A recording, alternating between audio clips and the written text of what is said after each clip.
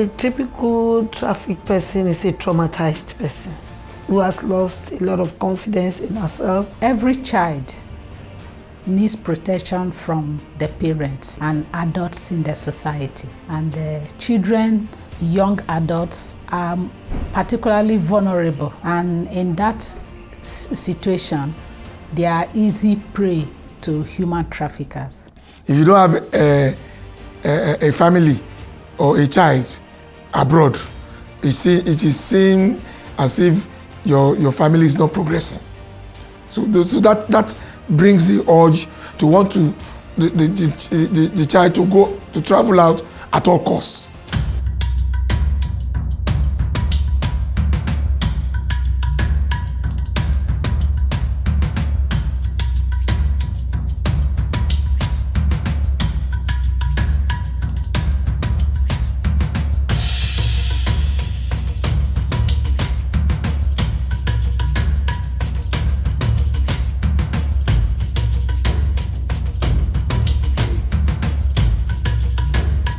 Human trafficking involves recruitment, transportation, harboring, or exercising control over the movement of a person in order to exploit that person, typically through sexual exploitation or forced labor. It can also be described as modern-day slavery. The definition of human trafficking has 3 elements that has to do with the art, the means, and the purpose. The art here involves recruitment, transportation. Then the means could be as a result of coercion, using force, deception to recruit victims.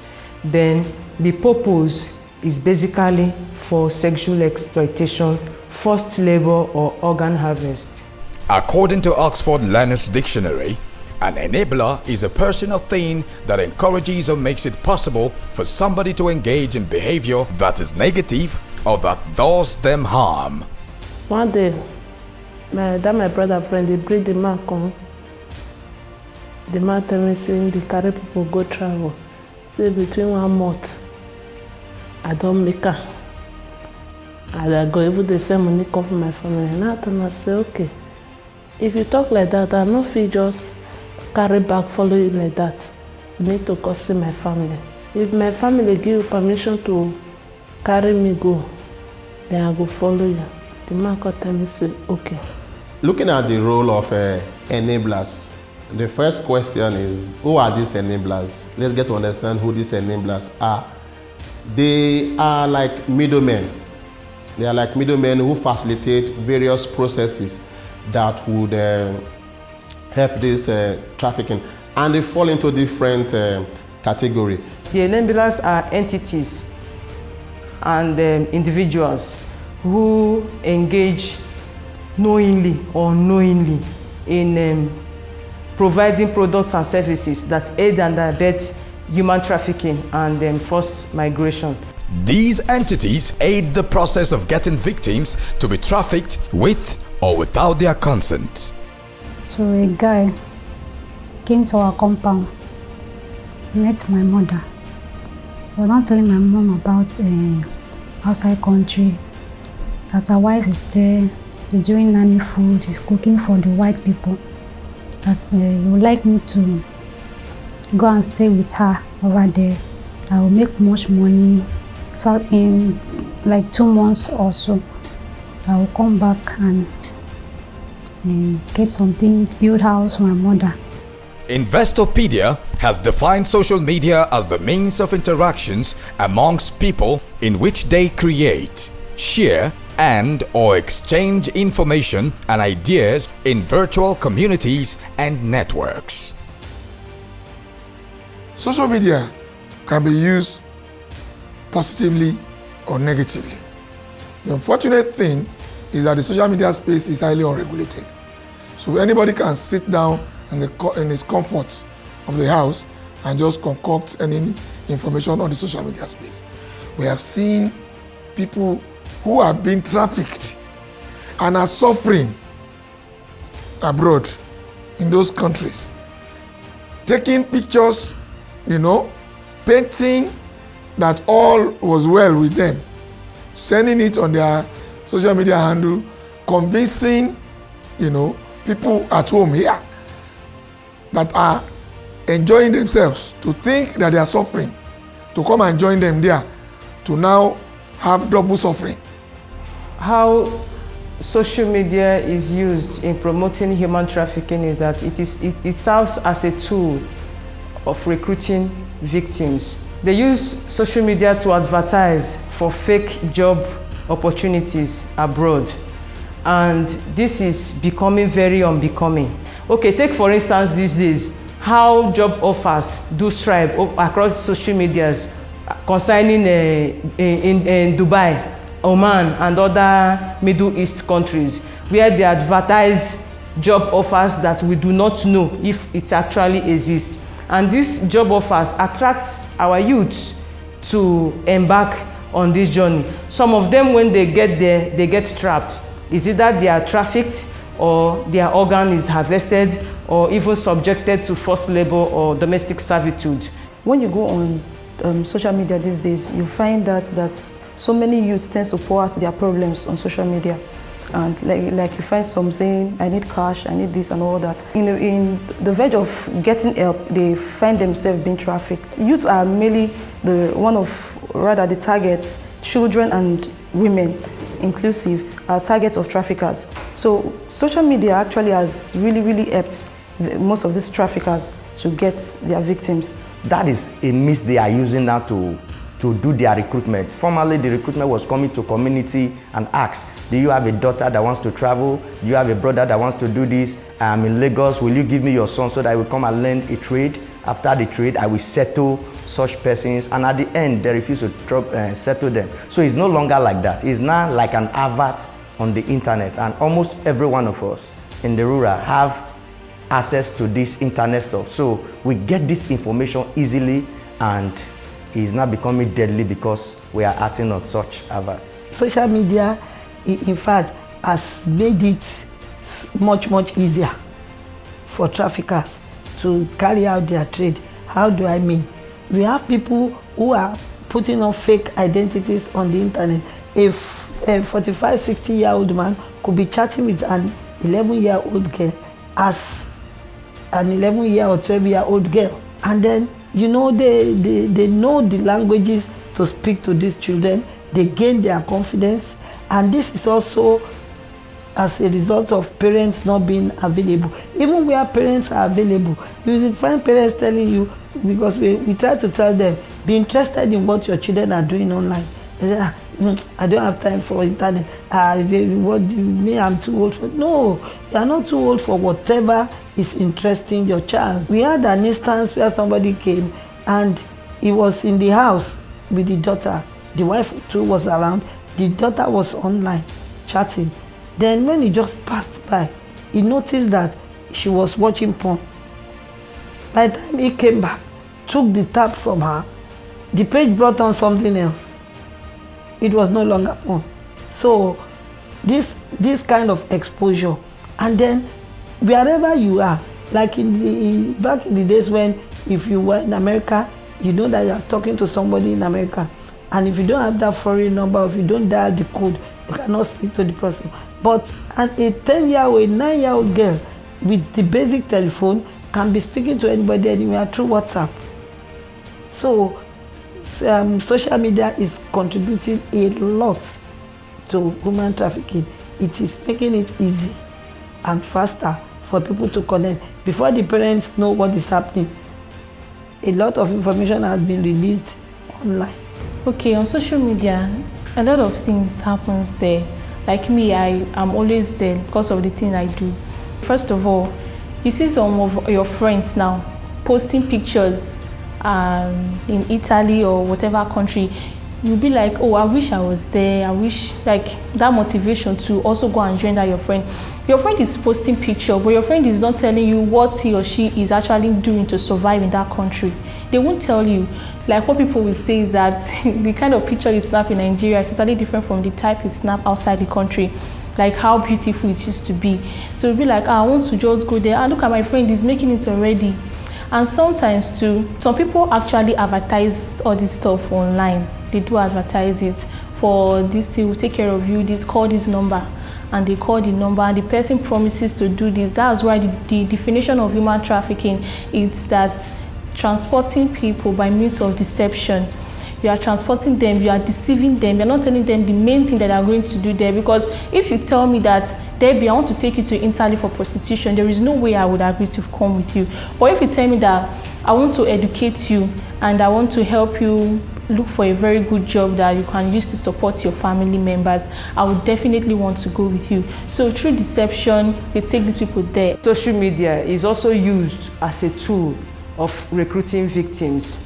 They also use it to proliferate their human trafficking operations in Nigeria, and even in impersonating victims, in spreading lies and rumors about greener pastures. A tool that has become revolutionary for businesses and individuals has also turned into a tool of recruitment of victims into slavery and all imaginable vices associated with human trafficking. In addition to social media, the actions of some parents, juju priests, and law practitioners contribute in no small measure to the prevalence of the scourge of human trafficking in Nigeria. I was told by a friend that I was to go to school abroad and get a job and all of that. That was I was taken to Germany. On reaching Germany, it was more of you have to choose either sex exploitation or sex slavery or carrying of drugs. A critical look at each of these entities reveals the inherent roles they play in the illicit trade of trafficking in persons. In many of these cases, there's an agreement between the trafficked and the trafficker, and who will stand for this agreement. It could be a religious leader who would come up and say, well, I know this person is my daughter, is my son. The person stand as a surety. It could be the native doctor or the herbalist who could come and say, oh, take this oath of either allegiance, or you will do whatever thing that we have agreed upon to do. It could also be, it could be a legal person that probably they have a house or something to come and sign a surety or have an agreement. Now, these persons, one way or the other, they are enabling the trafficker, because if they don't stand in the gap to say, okay, let's play this role, there may be little or nothing that the trafficker would do. Like we have the cases before now where a lady, the hair in her armpit, her pubic hair, her pants, and some other things are put together and they are kept. So constantly she's being reminded, remember that your items are still with that native doctor. Yeah, we are Africans, and that will instill a lot of fear in that person, and the person would be scared and will want to comply with whatever thing that the trafficker is doing. Then you have some of all these religious leaders who will call, oh, I stood for you, I did this for you, I did this for you, please try to comply. Some of them could be offering prayers for them to be successful to cross the Mediterranean. Some of them could be helping the madams, the traffickers abroad, to look for church members who are from the poorest of the poor homes, who are vulnerable in the society. They lure them because when they talk to them as pastors, these girls see them as superior, as their Lord, and they believe and they engage themselves to embark on this journey. Enablers could also be friends of these traffickers. It could be the acquaintances of these traffickers. It could be even lawyers who helps in signing agreement. It could also be native doctors, the ohens, who, according to Benin language, who helps also in making sure that these girls are subjected to an oath that they will not break, which will take over them, that they will always be subject to their masters over there. As night reach, the man call all of us, come Shura. No one say the man even native doctor. Come carry us enter Shura. Come use us to the sweat. This travel when we say we want travel so. If we try and tell any of our family, say what they want to use us do for that side, say we go there. With that fear, all of us go cover mats. We now got up. We go ask her, say, how much we will pay? God will say, if we raise us, say we will pay 500,000, which is for Nigerian money. We say, okay. The man calls us swear. God will tell us, say, once we make her, what will break up for her? Without happening, say, yes, true with the great name. God tell us, say, each of us come make promise, give us, say, once we make her, according to our state talker, we will call thank her. We discovered over the year that these native doctors are those that administer oath to these victims. Before they leave the shores of Nigeria, or before they even leave their madam, or they go in agreement, they are meant to take all sorts of oaths. First of all, they have to take blood oaths. They can kill a chicken, eat the heart. They have dry gin, and there are certain materials. Some even have to, like, there are items they need to drop in the shrine. Like the sanitary pad, monthly flow, they drop it there. Pants, nails, pubic hair, hairs on hair, they drop it at the shrine. This is a control mechanism that have link on the victim. It also instill fear on this victim and make them to be loyal to their master. Then the lawyers, at times, some of the lawyers, they sign agreements between the trafficker and the victim. When you get to where you are going, this is what you are going to pay, you need to be loyal to your madam. They sign agreements before leaving. Painful, and the aspect of it is that at times they sign agreements in ignorance, these victims. They might say, okay, when you get to wherever you are going, Denmark, you are going to pay me 500. They won't say whether it's in Naira, they won't say whether it's in dollars, they don't say whether it's in euro. The person goes with the madam. So it has been said and signed.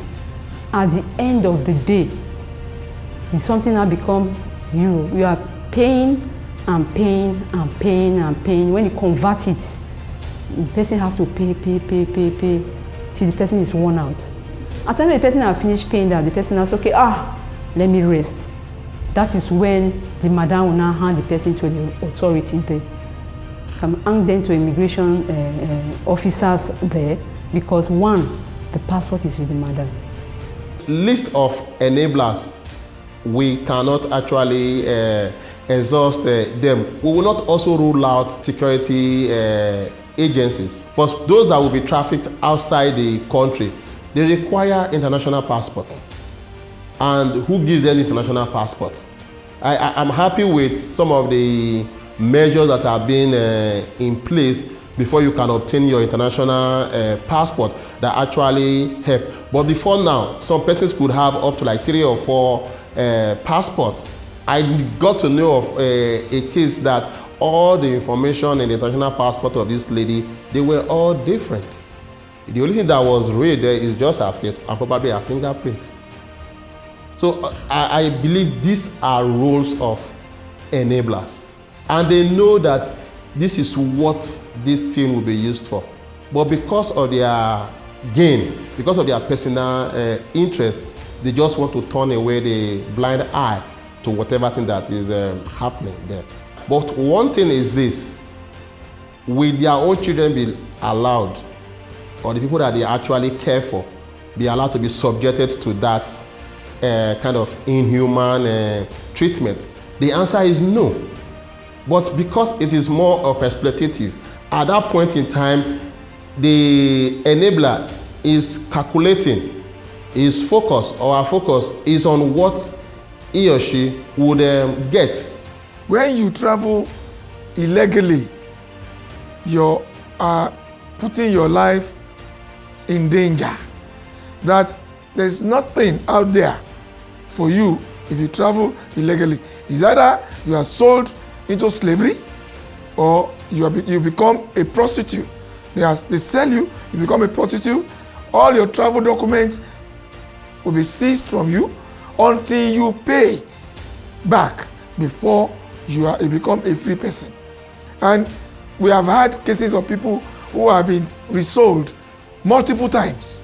So we need to let our people know that through social media, that traveling illegally is like selling yourself into perpetual slavery? Well, to prevent the activities of these enablers and their influence, a lot of things need to be done, even though they are inexhaustible. But I will just say first, we need to reorientate our value system. We need to reorientate our value system, which is depreciating very, very fast because of our poor value system that has gone down. It gives these enablers a lot of room to do what they are doing.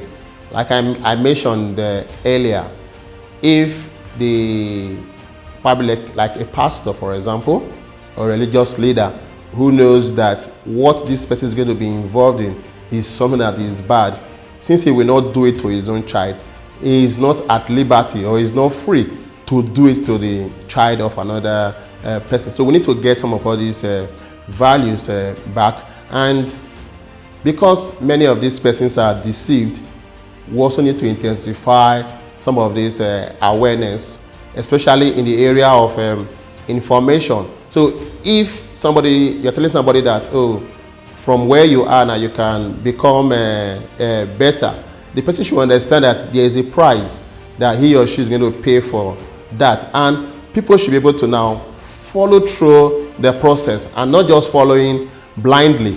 Because when the persons who are targeted, the vulnerable ones, are well informed, are well positioned, you're able to ask some questions, and this question will definitely put these enablers or these traffickers off. Let's say, for example, you want to tell somebody, oh, come, I will take you to America. If you get to America, this is what you are going to get, what you are going to get. The person should look at, oh, the way I am now, what are the things, or what are you going to do for me to get to that place? By the time questions are coming up, are being asked, you see that these people will want to just shy away and walk from that particular person. So these enablers, their duties can actually be foiled if there is adequate information. And of course, for those who are arrested, they should be properly persecuted. They should be properly persecuted and let the public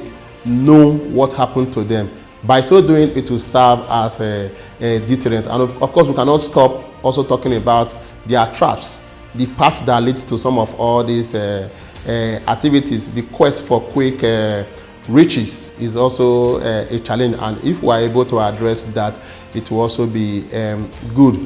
Addressing unemployment is also good, because if this, especially these young persons, if they are well employed, they are occupied, they are busy, they may not have that time to start thinking about, because even though you want to schedule an agreement or probably a meeting to convince them, you may not even have that opportunity because they are busy in their workplace or the other. And of course, we need to monitor a lot of things. Parents need to be talked to know what, where, and what their children are doing. Human trafficking can be defeated. Many lives can be saved, but it will require the cooperation of all. Like Johann Wolfgang said, let everybody sweep in front of his own door, and the whole world will be clean.